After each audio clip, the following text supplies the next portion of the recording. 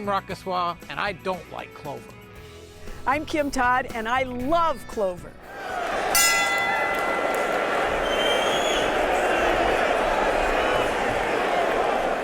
You know, Kim, you're probably right.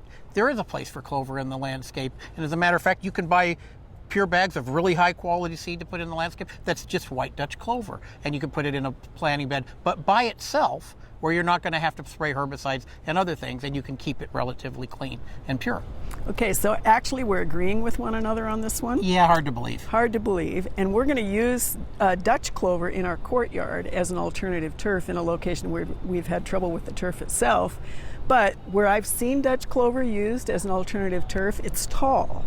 Is that the same thing that we're trying to get rid of in a well-manicured lawn, or is it a different species entirely? No, it's the same species. You know, white Dutch clover is what we see in our lawns. The interesting thing is, though, is that it's mowing. Mowing makes it more shorter to the ground. The leaves get a little bit smaller. And as a matter of fact, in low-maintenance lawns, you often see that sort of happen with even Shasta daisy. You can mow them down. So it's mowing height. It's the same thing. Okay, and so if people really want an ornamental and they want the pollinators and they want to use it as a landscape plant, they actually have the option of one with variegated foliage that also provides good luck because it's got 4-leaf clovers. You know, Kim, prior to the 1940s, they put clover seed in a grass seed mixture to make it a little bit cheaper.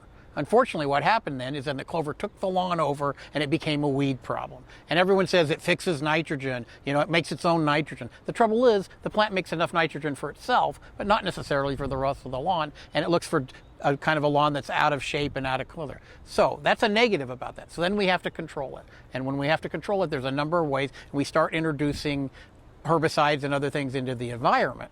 And when we do that, that's a negative. So you have a clover in a lawn and you want that picture perfect lawn. The clover is just way out of touch.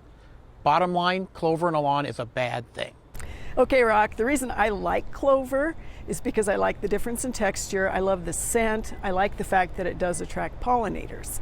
And in those places in the lawn where the soil is terrible and won't grow turf, it seems like clover will come in, at least fill in the landscape during the growing season. And I think a downside of that also, though, is that it's either rhizomatous or stoloniferous or seed produced or all of those things. And in the winter months in Nebraska, you don't really have anything where the clover was. So I don't know that I disagree with you that it belongs in a really highly manicured lawn. But I think in the lawn situation where people really don't care what it is, they just want to have something green that they can mow, clover might be a good solution in my mind. So is it a yes? It's a no. No, it's a yes. No, it's a no. It's a yes, it's a no. Yes, it's a yes. No, it's a yes. No, it's a no. No, it's yes, it's a no. Yes, it's a no.